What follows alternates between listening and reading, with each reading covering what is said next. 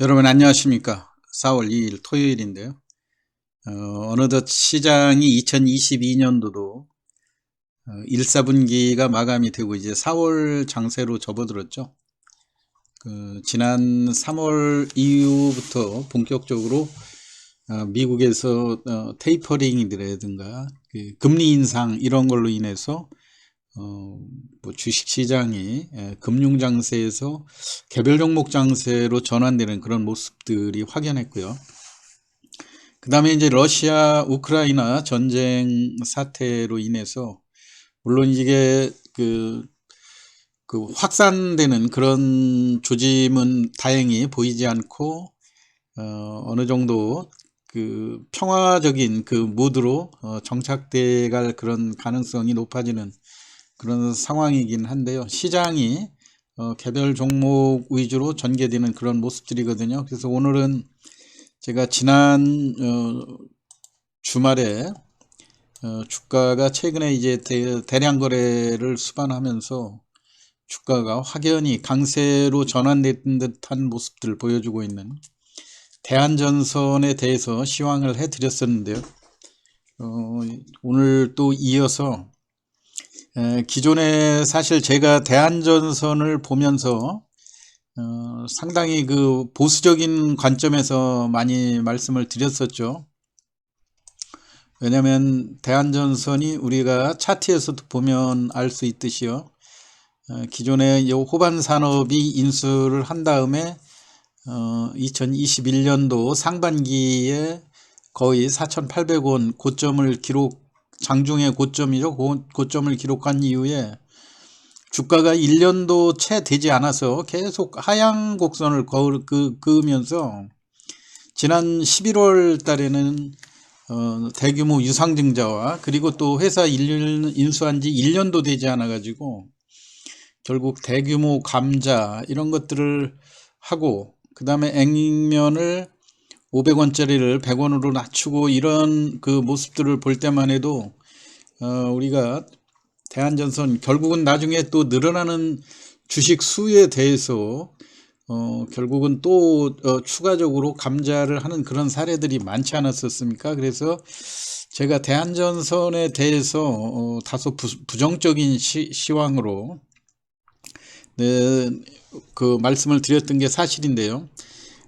왜냐하면은 이 대한전선이 늘어나는 주식 물량이라든가 그 다음에 태생적으로 안고 있는 그 수익 구조, 작년도 이제 작년도 재무제표 정기주주총회 결과에 공시한 감사 보고서인데요. 우리가 여기에서도 알 수 있듯이 매출액은 항상 1조 9천억대 2조 원대 매출을 유지하지만 이 매출에 비해서 그 영업이익이 한정돼 있는 이런 상황 아닙니까? 작년에도 물론 210억 정도의 흑자를 시현하기는 했지만은 결국은 그 210억도 늘어나는 금융비용이라든가 이런 걸로 인해서 적자로 전환하는 이런 상황들이기 때문에 결국은 그 안정적인 그 상승에 대한 그 비전을 가질 수 없는 그런 상황이었죠. 거기다가 이번에 그 유상증자로 인해서 대규모 물량들이 12억 주로 넘는 이런 상황이고, 수익 구조가 획기적으로 개선되지 않는 한, 회사가 중장기적으로 볼 때, 옛날에 그 회사가 겪었던 이 어려움을 되풀이할 가능성이 높다. 이런 측면에서 제가 다소 그 부정적으로 시황을 해드렸던 것도 사실입니다. 그런데 이 시황이라고 하는 것은 주식 시장은 상황에 따라서 상당히 변하게 돼 있거든요. 우리가 어떠한 그 주식을 분석하는 이런 차트를 보고 분석하는 그런 기본 대전제도 어떠한 상황이 지금 현재 여건하고 동일하다는 이런 가정하에 요런 추세로 갈 경우에 이 주가가 어떻게 갈 것인가 이런 쪽으로 분석을 많이 하는데요. 이 상황이 예기치 못한 상황으로 급변되는 그런 상황들이 많이 벌어지고 있는데 지금 대한전선의 경우가 조금 과거의 그 부정적인 시각에서 긍정적인 관점으로 조금 전환돼야 될 시점이 아닌가 그런 생각이 들어요. 그 내용은 뭐냐면은 여러분들이 주식 시장에서 이 변화하는 흐름에 어떤 그 스탠스를 항상 비관적으로 봤다고 그래서 그 종목을 계속 비관적으로만 흐를 필요는 없고요. 중간중간에 우리가 예기치 못한 상황으로 종목이 전환하는 그런 계기가 되면 그걸 빨리 이해하고 거기에 또 적응을 하는 그런 것도 상당히 중요하거든요. 우리가 과거에 이 대한전선을 부정적으로밖에 볼 수 없었던 그런 이야기는 과도한 주식 수량과 수익률 개선이 미흡하다고 하는 이런 상황이었죠. 이 열악한 수익 구조, 재무 구조가 취약한 이런 면들을 들 수가 있었는데 이게 지금 상당히 개선된 변화라고 볼 수가 있죠. 뭐냐면은 감자와 증자를 거치면서 재무 구조가 상당히 개선이 됐거든요. 물론 이제 지금 현재는 기준일이 2022년 이후로 증자하고 감자가 완료됐기 때문에 작년도 재무제표만 해도 이 2021년 말로 기재가 돼 있거든요. 그런데 제가 수정된 앞으로 22년 이후에 수정된 재무구조를 대략적으로 제가 그 수치를 한번 바꿔봤는데요. 뭐냐면 지금까지 대한전선의 2021년 말 기준 총 자산이 1조 4,200억인데 이게 이번에 유상증자 4,880억이 유입되면서 총 자산이 1조 9,080억으로 증가하게 되지 않습니까? 근데 부채는 1조 330억인데 이제 비슷한 동일한 그런 상황이고요.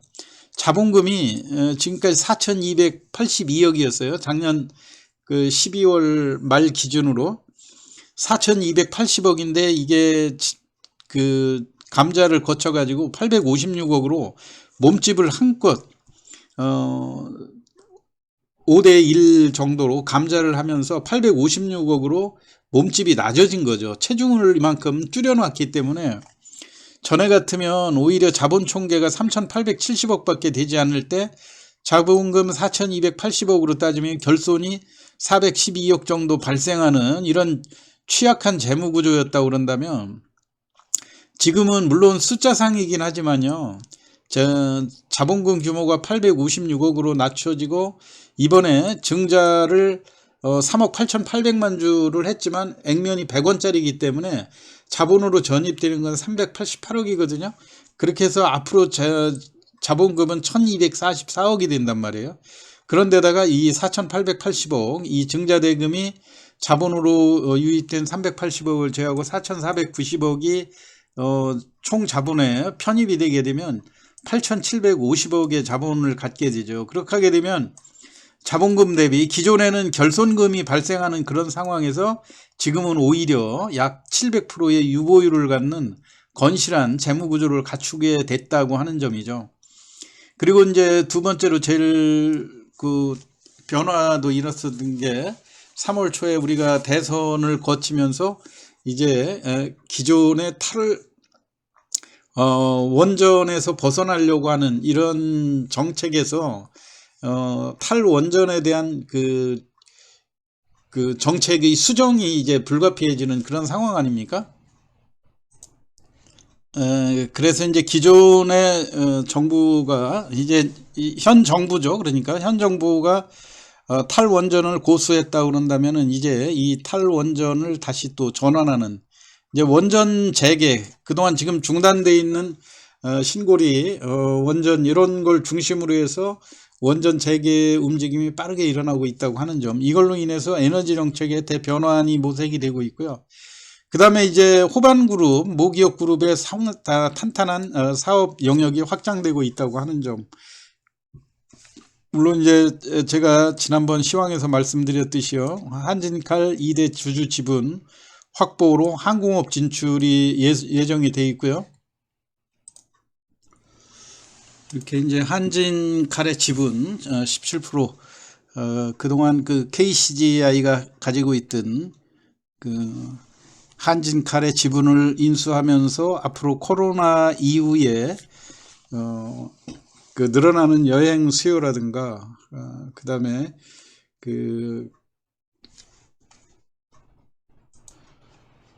그다음에 폴라리스 쉬핑 인수전에도 지금 STX하고 APX 컨소시엄이 참여하는 여기에 2대 그 자본 지주로 참여를 한다, 이런 기사들도 있고요. 그 다음에 이제 최근에 사우디 초고화 케이블 생산을 위한 조인트 벤처도 설립됐다고 하는 이런 점, 이런 걸로 볼 때 앞으로의 성장 가능성 측면에서 특히 이제 그 호반 산업이 이번에 그 한진칼의 인수에서 보여주었듯이 지금 막강한 자금력을 바탕으로 해서 코로나 이후에 늘어나는 그 항공 수요와 또 해상 물동량에 대비하는 그런 포석들로 많이 알려지고 있지 않습니까? 그걸로 인해서 우리가 이제 앞으로 중점적으로 봐야 될 대목들은 외국인들의 매매 동향이거든요. 이제 외국인들도 이 종목들을 특히 지난 목요일 날 상한가까지 400만 주 이상의 공격적인 매수로 주가를 끌어올리고 이게 이제 지속적으로 이 매수 강도를 높이고 하는 것보다는 그 이튿날 곧바로 일반 매수세들이 그 집중이 되면 곧바로 매물화하는 그런 모습들을 많이 보여주지 않았습니까?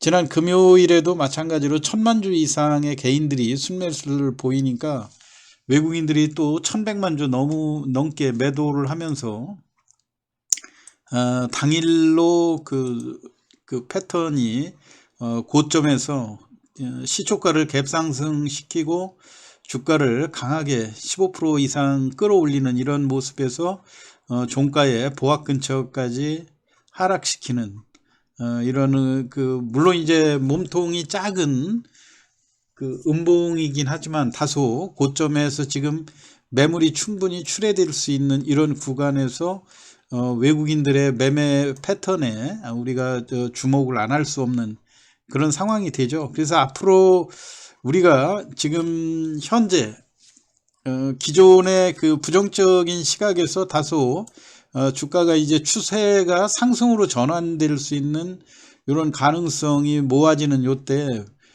불가피하게 기존에 눌려있던 이런 매물들을 소화하는 과정이 불가피하게 필요한 상황이 아닙니까? 그리고 기존보다도 지금 주식 수가 12억 주로 늘어나 있는 이런 상황이고, 더군다나 이번에 1260원짜리 유상증자 물량을 소화하는 이런 과정도 많이 전개가 될 수 있기 때문에 외국인들이 당분간은 지금 이 주가의 키를 외국인들이 갖고 있다, 이런 말씀을 제가 시황에서 말씀을 드렸었는데요. 마찬가지로 주가가 강해서 끌어올리면 공격적으로 개인들이 달라붙을 때 매물을 내놓고 그 다음에 다시 또 그 물량을 밑에서 거두면서 당분간은 이 종목의 단기적인 수익을 시현하는 그런 전략으로 전환될 가능성이 상당히 높거든요. 그렇기 때문에 지금 현재 추세에서 이 움직임을 볼 때는 마치 작년도 후반 산업에 인수되고 주가가 만년 1000원대 그때 당시도 1200원대에서 주가가 밀리고 1000원 밑에서 다시 또 끌어올리고 박스권으로 움직이다가 강하게 1500원을 상향 돌파하면서 주가가 3,4천원대까지 반등하는 그런 모습들이 나오지 않았습니까? 그렇기 때문에 이번에도 일단은 1,800원에서 2,000원대 누적되어 있는 이런 매물들을 외국인들이 어떠한 매매로 이 매물을 극복하는가를 좀 잘 보고요.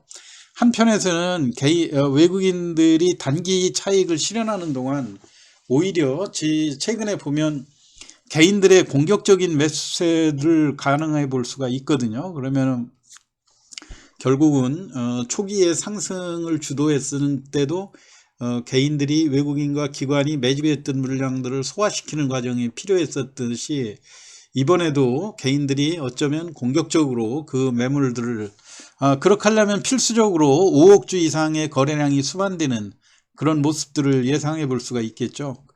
그때 이런 그 개인들의 공격적 매수로 주가가 상향 돌파를 할 경우에 매도로 전환을 했던 외국인과 기관이 다시 또 참여할 수밖에 없다고 하는 점, 그렇게 하면서 주가가 자연스럽게 재상승으로 전환할 수 있다고 하는 점도 여러분들 참고를 해 보시는 게 좋을 것 같고요. 그리고 이런 종목일수록 우리가 그 상승 과정에서 이제 장기간 억눌려 있던 주가가 상승하는 과정에 매물 소화 과정은 불가피한 건데요. 무작정 이 종목이 올라갈 거다 이런 맹신으로 공격적으로 매수를 하고 홀딩 보유하는 이런 전략보다는 외국인과 기관의 매매 패턴을 잘 보고, 더군다나 개인들의 공격적인 매수 성향으로 외국인과 기관의 매물을 어떻게 극복하는지 이런 것들도 잘 지켜보시면서 아주 고점에 주가가 상승할 때는 고점 매도, 또 하락할 때 저점 매수, 요거를 병행하는 전략이 당분간은 필요할 거라고 생각됩니다. 오늘 대한전선에 대해서 지난 주말에 큰 폭의 거래량, 또 외국인의 매매 동향 이런 거에 대해서 설명을 드렸습니다. 참고하시기 바라고요. 편안한 주말 보내시기 바랍니다. 마치겠습니다. 감사합니다.